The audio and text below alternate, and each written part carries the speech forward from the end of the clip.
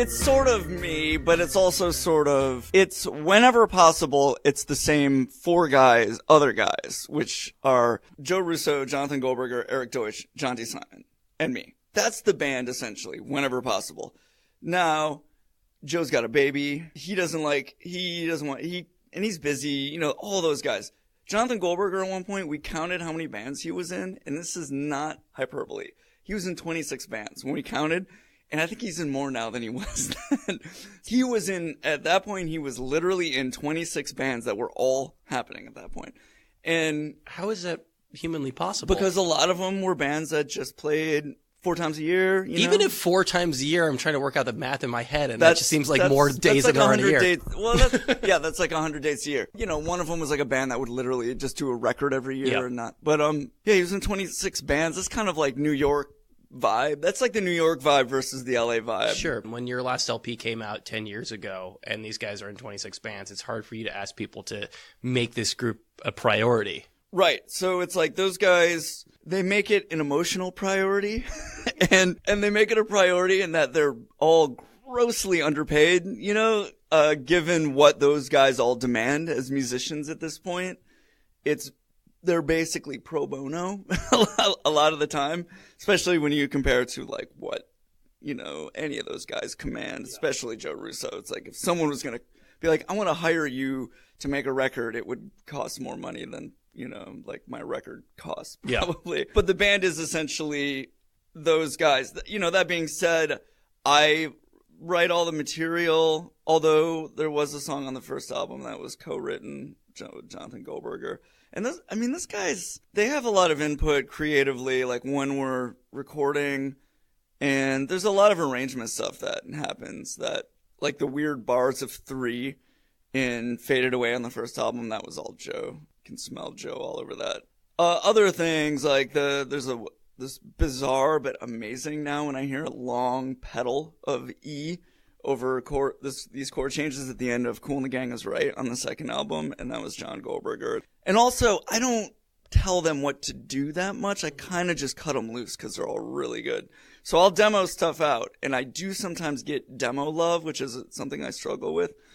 And something that I think I've gotten much better about over time is even if I initially am like, oh, but I missed that one thing that I played badly on guitar that used to be here, I've come to realize that it's always the better call to just commit to whatever it is John does or whatever Eric does or whatever. Just commit to it because I'll always end up liking it more. You can't get super precious when you surround yourself with very talented people. Yeah, it's self-defeating if you do. It's like, what's the point? At that point, it's like there's plenty of cats that are like good who aren't geniuses. And I could get cats that are good to come in and play if I wanted to write everything and who could play everything I write and be great at it. But it's like, you know, everything that those Eric Deutsch and those guys bring, like Jonty, just like the way he like swings and walks the bass on like Stranger Things on the new album. It's like, I couldn't have written any of that. I just knew that it was in 3 and I just, you know, played it on acoustic guitar and was like,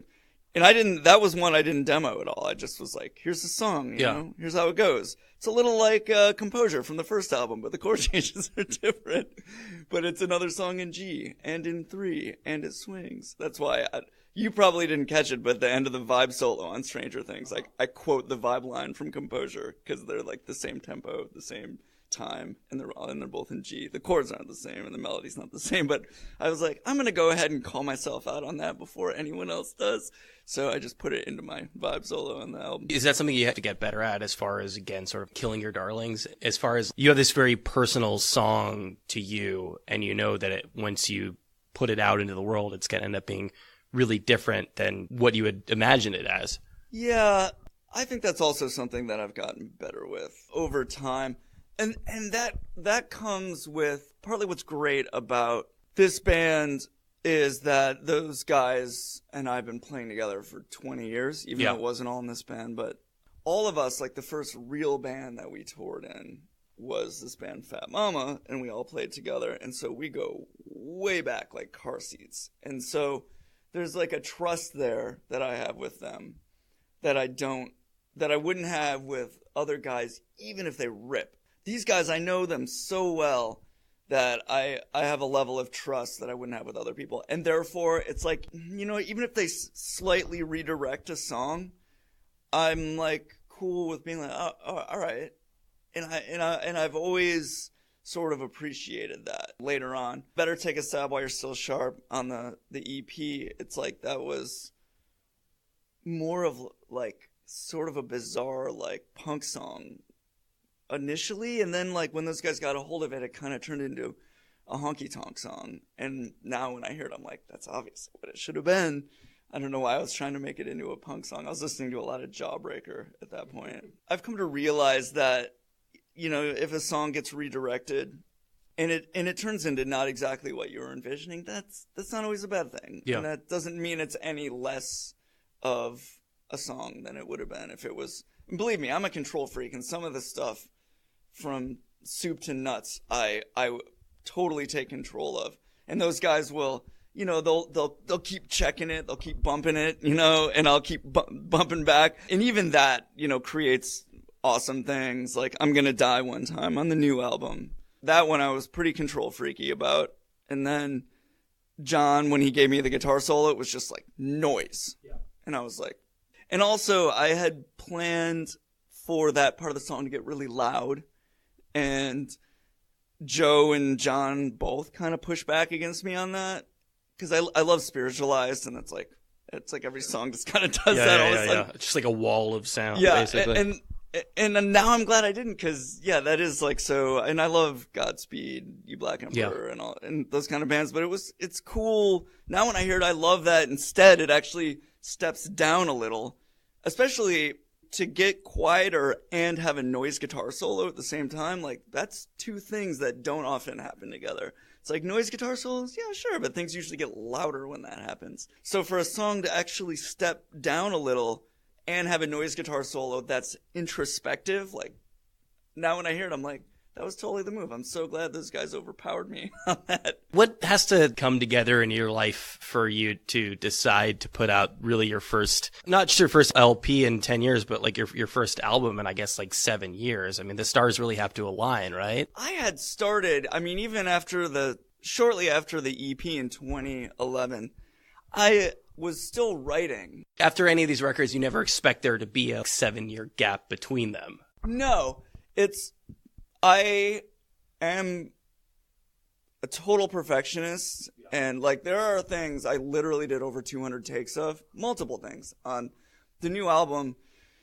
And the intro, You Better Take a Stab While You're Still Sharp, I remember I did 166 takes of that, and it's like 8 bars long. Do you feel good about it now? Oh, every time I hear that, I literally go, that is perfect. That could not be any better. I love the sound. I love the guitar sound, because it's partly, I'll do so many takes because it'll be like vibraphone, the nature of acoustic instruments. It'll be like I'll do 30 takes of something, and then I'll be like, I feel like the mics were too close. I want to get more room sound, and then I'll back the mics off and I'll do a bunch more takes and be like, oh, but I want to hear it with the motor now. And then I'll do the motor that makes it go wow wow wow wow, like the vibraphone motor. So then I'll do takes with the motor and be like, yeah, okay, but I think the motor will sound better close mic'd, and so that's how it happens. But it's total perfectionism. So it's not like there wasn't that long of a gap between the EP and when I started making the last record. I think that record was, in production for like 4 years. We went in and did basics in 2014 at some point. And then it was like I spent a year doing my thing and being a perfectionist and doing a zillion takes. And I was teaching like full time at that point too. And one of the things that happened was I realized that I just couldn't teach full time anymore and really create art. There's people who do it. It's totally doable. But me, it wasn't doable. It gets harder and harder as you get older, obviously. Yeah. You just don't have the time or the energy. Totally. And the older you get, the older the person you're with gets, the less tolerant they get about like blasting guitars and things like that when they get home from work and they're working full time. My girlfriend Dina is super tolerant, but everyone has their limit. You don't get pushback from the standpoint of like, why are you still following this crazy dream? No, she's actually, for someone who works in 9 to 5, and she has concerns about the amount of money because New York City is so expensive. And it's, right now, if we were to buy a place that wasn't a co-op in New York, because a co-op is problematic because, you know, like I play music, we could run into problems there. So just dealing with the board. Yeah, dealing with the board. To buy a place that's not a co-op in New York we'd be like, that would put us like underwater practically. Or she doesn't want to feel like she's chained to her job, and at that point she'd be chained to her job because she also day trades. She started day trading and wants to get out of. She grades diamonds for a living. She's a gemologist, and eventually she wants to be her own boss. She does not like having a boss. I don't blame her. So it's like she went and worked in India, and that was crucial because that gave me 3 months of the apartment to myself, where I was just grinding every day. That's all I did. Suddenly you had a real deadline. Yeah, exactly. I was like, okay, if I don't get this done while she's gone, I'm not going to get it done. Yeah. So I got everything I had to do done at that point. You must be a different person to some degree than you were when you actually made the record and wrote the songs. Yeah, you know, it's funny. When you make an album really quickly, it's very much a snapshot of you and of your influences and what your aesthetic is. When you make an album over the course of 4 years, it's like you're discovering new bands. Yeah. You know, like the song Enough Is Enough, I wrote that 2 years into making the album, and that got put in later, and it's like, you know, when I hear that, it's like the influence. It's like, oh yeah, I was listening to The Weeknd all the time, and like I hear it. And I rediscovered or sort of rekindled my love of like 90s hip hop and 90s R&B, and like I hear it on that track really obviously. And that wouldn't happen if I'd made the album quickly, you know. I know people who just bang it out, make an album in like a month. I couldn't do it, but there's people who do. And for me, I kind of like that. Over the course of making the album, I'll discover like 20 new bands, and that will inform the record to some degree. And there's something cool about that. But yeah, also you're just a different person overall. When I started the album, it was still, I was really like, I just had kind of, so like the first album, right? It's super manic. It's literally the name of the first song. I'm always manic when I'm around you. And I was in New York. I had like gotten off heroin. I was like, had finished grad school while getting off heroin, which was interesting. And that was in England. And like, I got to New York.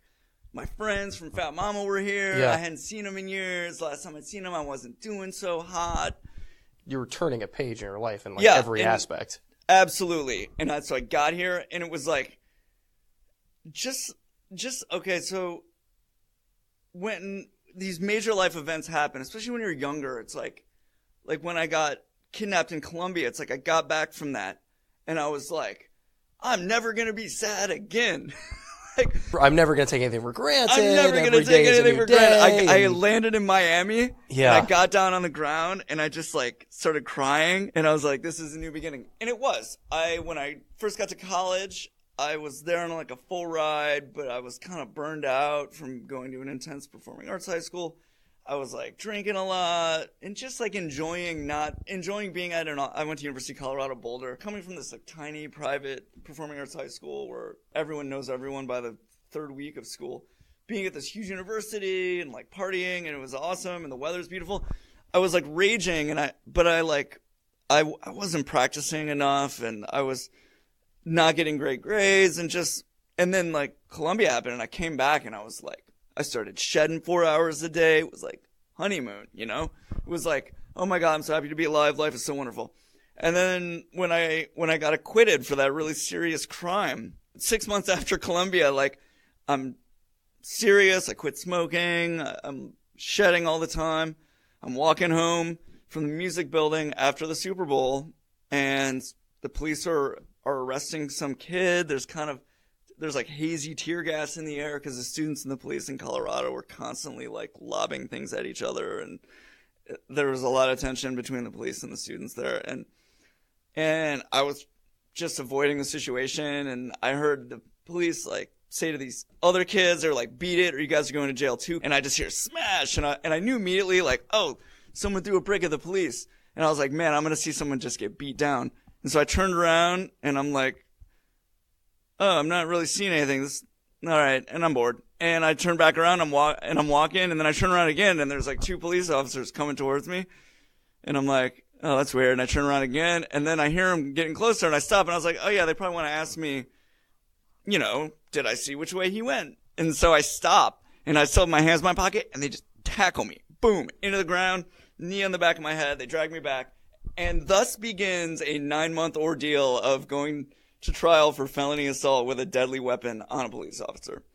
With intent. And a 5-year mandatory minimum up to 25 years in prison or something. It was one of those things where I kept being like, this nightmare is about to end. I get bailed out of jail finally. I'm like, okay, this will end now. When they drag me back to the car, I figured, oh, they're going to drag me back and the guy's going to be like, oh, that's not the guy.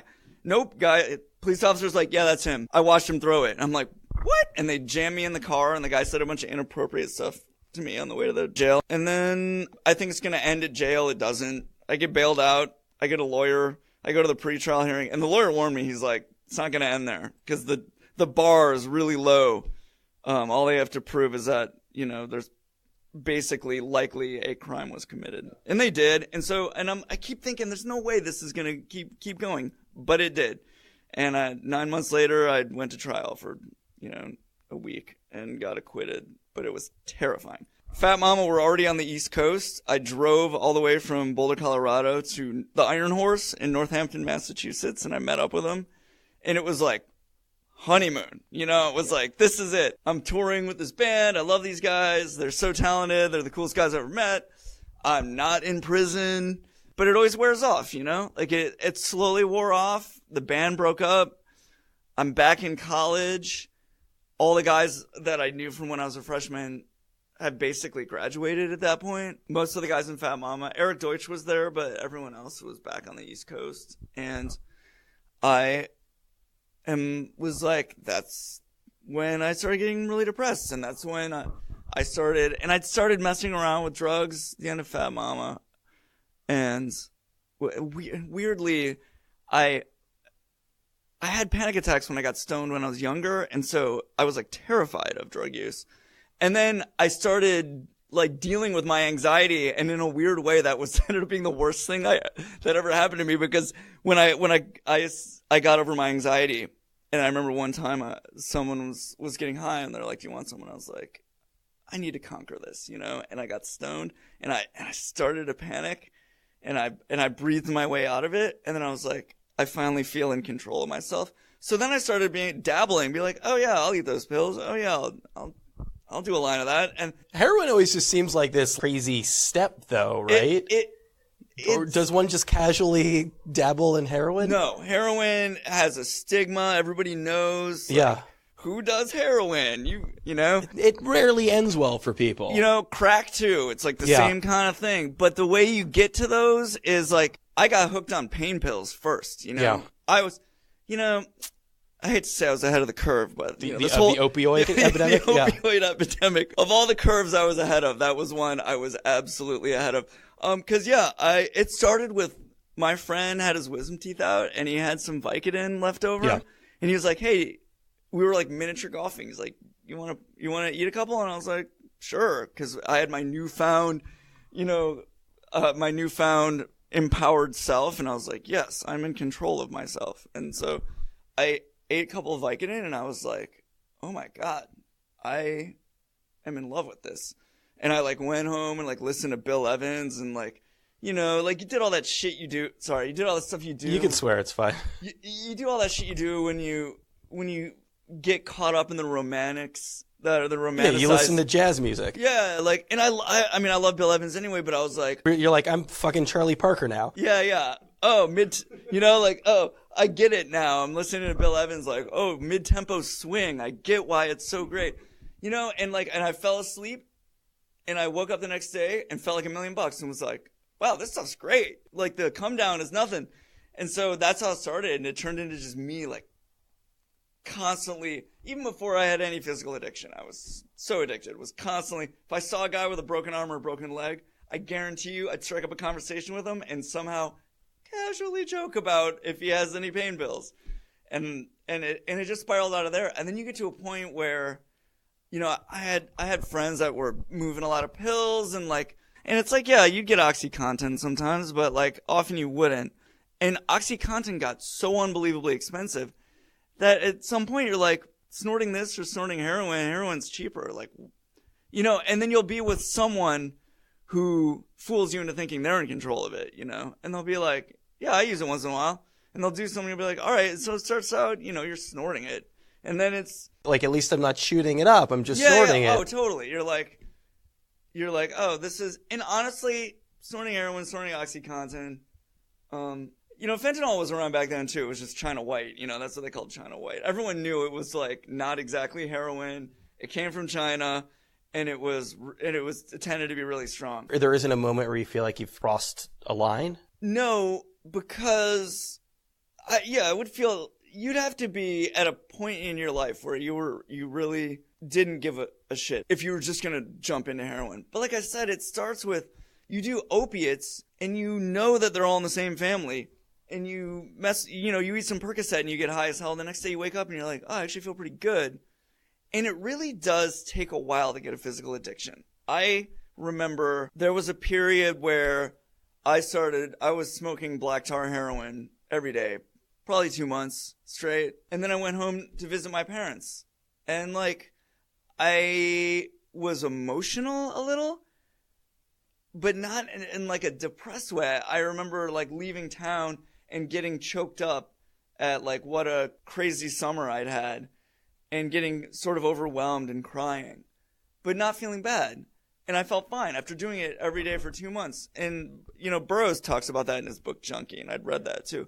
It really does take a while to get physically addicted to it. In a sense, you were a different person, but you weren't a worse person. Yeah, I went through a period where I made the leap to heroin. In the beginning, it was very much like snorting it and smoking black tar. I wasn't really shooting it yet. But where I was like, most addicts go through this, where they go through the period where it works for them. I graduated from undergrad. You were still a functioning member of society. I was functional. I used it pretty much every day. It was a drain financially. It was, and resource-wise, just time-wise, he's going to score it. But I was like, this is great. I love it. You know, like, yeah, okay, I'm a junkie. So, you know, so was Lou Reed. Although you mentioned Burroughs, you mentioned Lou Reed. Were you romanticizing it in that way? Yeah, absolutely. You know, when you're younger, you feel invincible. It's like this mix of immortality and delusions of grandeur that comes with heroin early on for a lot of people. Off mic, you mentioned Joe Strummer earlier, and I remember that there was a Joe Strummer quote where he's talking about Topper Headon because they kicked him out of the band for a heroin addiction. Mm-hmm.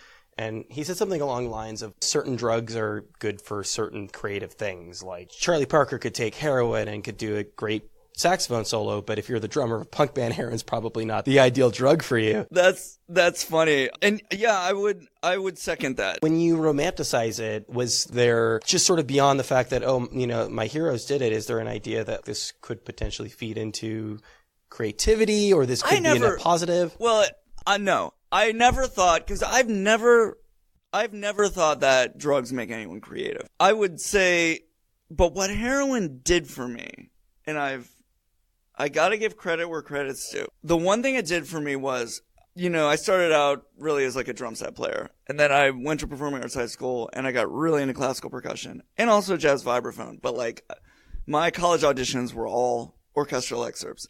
The whole time I was that guy, deep down, what I really wished I could do was write lyrics, and I couldn't because I wasn't good at it. And there's something playing drums badly or playing piano badly. It doesn't feel as much a comment about you as a person as writing lyrics badly. And beyond that, by the time, you know, like I started playing music young, when I really finally was like, you know, just because I'm not a singer doesn't mean I can't write lyrics and write songs. I was a little older. When you're a kid and you're learning to play an instrument, you can fool yourself into thinking you're good when you're not. When you get older and when you're like, you know, even a teenager, and you're trying to write lyrics and they're bad, you know they're bad. Again, as somebody who like grew up listening to punk, not being able to play an instrument is in no way a barrier to playing music. Yeah, exactly. So like the punks were all like learn 3 chords and start a band, and even better than that is Genesis Porridge from Throbbing Gristle said, how about don't learn 3 chords and start a band? And I always thought that was a great comment, a great quote. But yeah, you know, and agreed. So when I first started trying to write lyrics, they were terrible, and I would stop. I would try to do it. They weren't good. I knew they weren't good, but I couldn't put my finger on why they weren't good. And that took many years of, you know, listening to great MCs and like AC Alone and listening to Leonard Cohen and guys that were really smart lyricists and figuring out why I thought their lyrics were smart and worth picking apart. And that's what I love, lyrics that were worth picking apart and going, oh, look at that, you know, metaphor, look at that double entendre. So what heroin did for me was it got me to a point where I was like, I don't care. I'm going to write weird indie pop songs. I'm going to write lyrics, and they're bad, but I'm not going to beat myself up about it. I'm just going to keep doing it until I get good at it. And that's the one thing that, the one upside to my heroin addiction was it got me through that period because I just kept writing lyrics. It didn't make me creative, didn't make me a better lyricist, but it allowed me to keep writing lyrics even when they weren't good. You know, and that applies sort of to what they say was so worked for Charlie Parker about heroin, is it gave him the ability to let go of the notes he didn't like as much as the notes he did like. You know, like if you played a note, you know, if you played a lick or a line that wasn't his favorite, he wouldn't dwell on it because he didn't care because he was high. And that's what it did for me. And that's the one positive in a world of negatives. Are you able to go back and look at those earlier lyrics and now put your finger on why they didn't work? Yeah. Yes, I think so, for the most part. It started out with I didn't understand basic things like it's all about repetition. If you listen to Leonard Cohen, he's a master of repetition. Everybody knows, you know, it's anaphora, right, is what they call it in poetry. Or even just like a hook or a riff. Yeah, he does. But he does, in particular, he loves to use anaphora where like every line starts with the same words. But then he also does it in a more, you know, Kurt Vonnegut sort of way where it'll be something like that he'll keep coming back to, like hallelujah, you know. So it goes. Yeah, exactly. And so it goes, you know, and so his little peep. So in the early days, like I didn't grasp the importance of repetition, and I didn't understand that rhythm is way more important than rhyme. It was like realizing time of the season. It's like it barely rhymes, but the rhythm is so strong, it doesn't matter. I mean, in a sense, it sounds like you were kind of trying to work against your training, and that every instrument you mentioned is a percussion instrument. I mean, even the piano is, right? So yeah. In a sense, they're all rhythmic instruments. So when you decided to use this other part of your brain, you were almost working against the impulse to make rhythm the foundation. Yeah, that's funny. I never thought about it like that. But you're right. I think it was because I hadn't realized, because I didn't read a lot of poetry.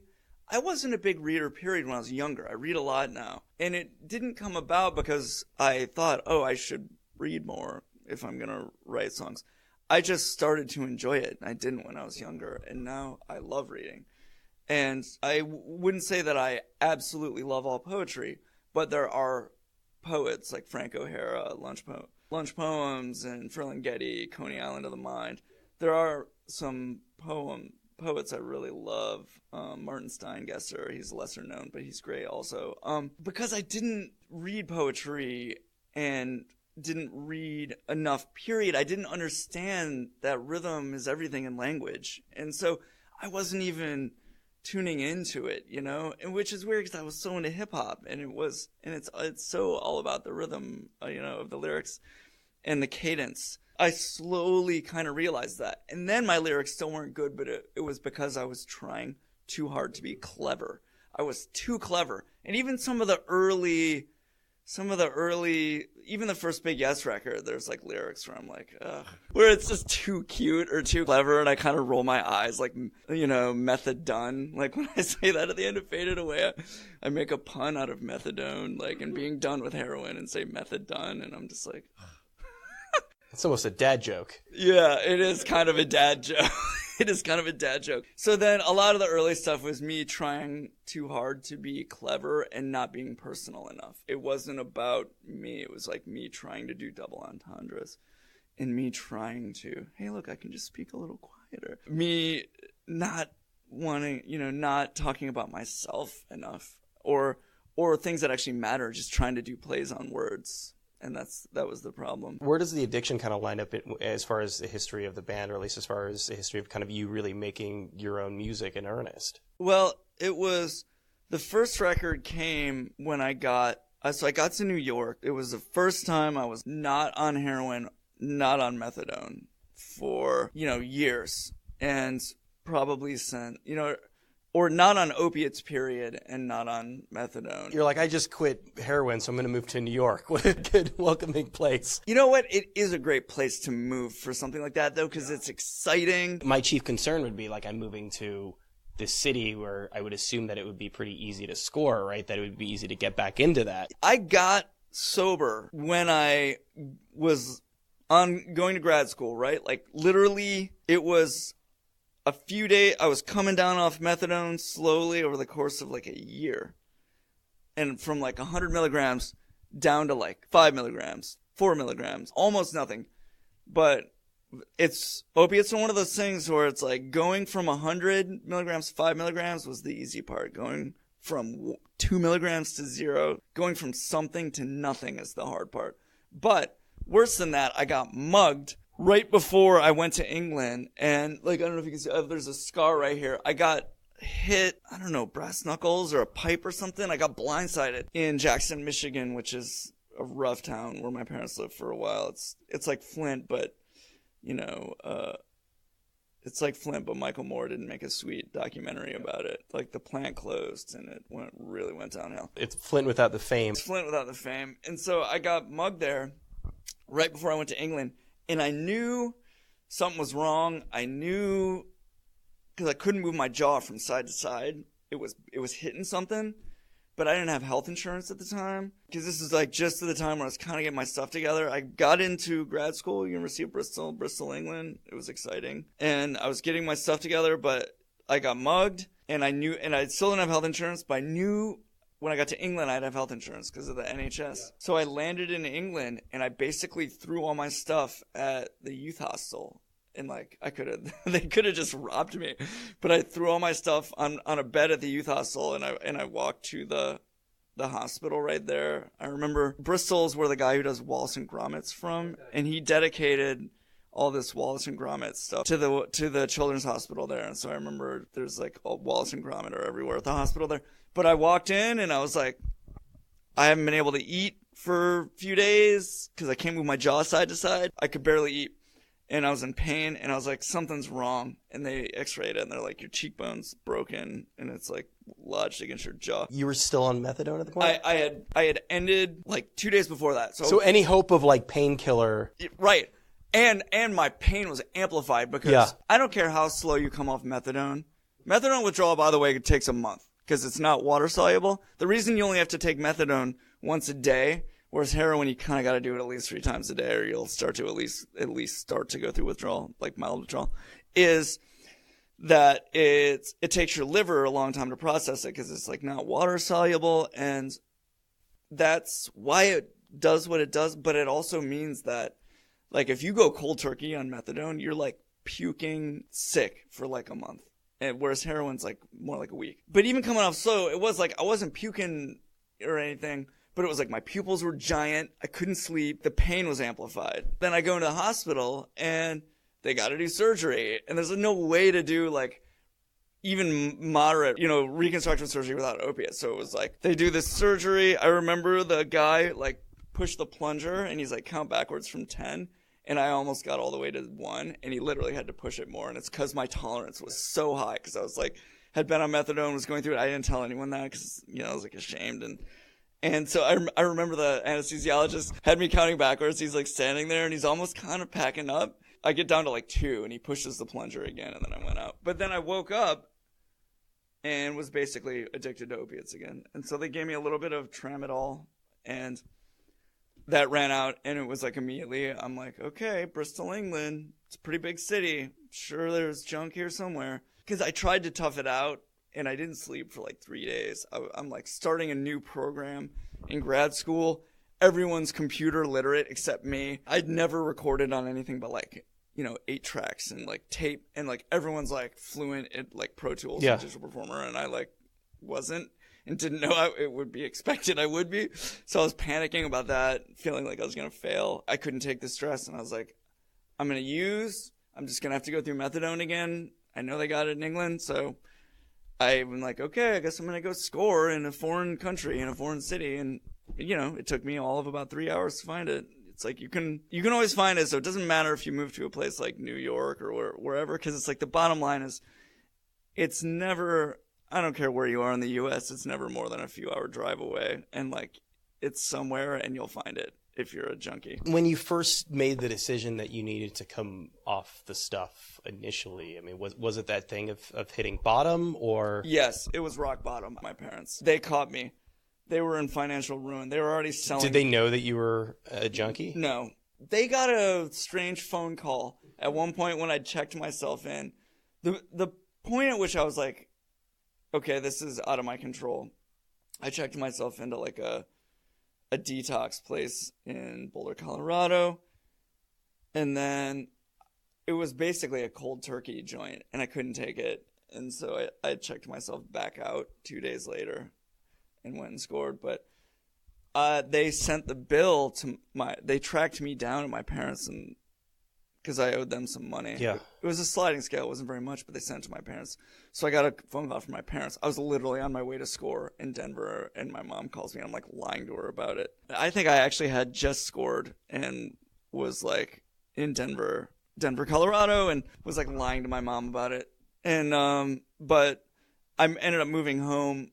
The dot-com bubble burst, and my parents also were retiring, but, like, that crash like wiped them out and they had to sell like this house that they loved and move to Jackson, Michigan, which is amazing, as you've heard. And so I ostensibly moved home to help out, but I was a mess. So you quit the junk, you moved to New York City, and the record, it is kind of a celebratory record. Very much. That first song is almost a ska song. Oh, I'd say it is a ska song. I mean, my girlfriend's Jamaican, so I'm careful to call something Jamaican that's not, but I would say it's ska or maybe rocksteady. Yeah. It's almost slow enough to be rocksteady, but I totally think it is. And I was very much at that point. There's this band, I'm a Robot, right? Okay, so okay, I'm a Robot. I was gonna say Edward Sharpe and the Magnetic Zeros, right? It's like his band. One of the guys in Fat Mama knew those guys from younger, and so we crossed paths here and there on tour. In the first demo they gave us of I'm a Robot, we didn't dig it. The second demo they gave us was so good, we couldn't believe it, and we were fighting over who actually owned it. Because that was back when CDs were like a CD. Yeah. And we would listen to it. Yeah. Me, Joe Russo, John Gray, and Brett Joseph, and I in particular, were obsessed with this. And I remember being struck by, like They Might Be Giants in a way. Yeah. Every track was a totally different genre. And I was moved by that. And I thought that was awesome. And that first record was a little like that. I was more conscious of it then. Now it just happens. But then I was like, I wrote this like ska tune because I was listening to a lot of ska. And I just wrote the line, I'm always manic when I'm around you. And then I had the line, yesterday I robbed a bank and I blew it all on flowers. And I had just the music and those lines for years before I got to New York and was like, I'm going to do this. I'm going to really finish this. And I was amped because I wrote like before heroin became a problem, I wrote like that music. So I was listening to a lot of ska and I'd met this girl that I was super excited about. But I was all over the road because I was like a drug addict and she didn't know that, and I actually said that to her. I was like, I'm always manic when I'm around you. And I was like, man, that could be a great song. And I basically sat on that for years. And then when I got to New York, and it was like honeymoon period, I started listening to that, and I was like, oh my God, this ska, because I had like an instrumental demo I made of it. And I was like, oh my God, this ska music I love it. And when I made the first record, it was total honeymoon period. And I was very much subscribed to this idea that there's certain genres that are just better for telling certain stories. And I really felt like if you're going to write a love song that's sort of, about, how we're all a little crazy, love makes a lot of us crazy. I think love makes everyone crazy personally, but, I don't want to speak on anyone else's behalf. And I just felt like, ska's just the right genre to tell that story, I feel like. And so I wrote it as a ska song, and that was the first complete song with lyrics I ever wrote. And I remember demoing it out and being like, oh my God, I actually like this song. And I wrote it. I wrote the lyrics. I wrote the whole song, because like I said, I'd been trying to write lyrics and struggling with it. And I guess the irony is, like, I got through the rough period of struggling to write lyrics on heroin, but I didn't really write the gold until I got off it. Again, you write this manic, excited, like happy music after you've gone through a lot of shit for a really long time.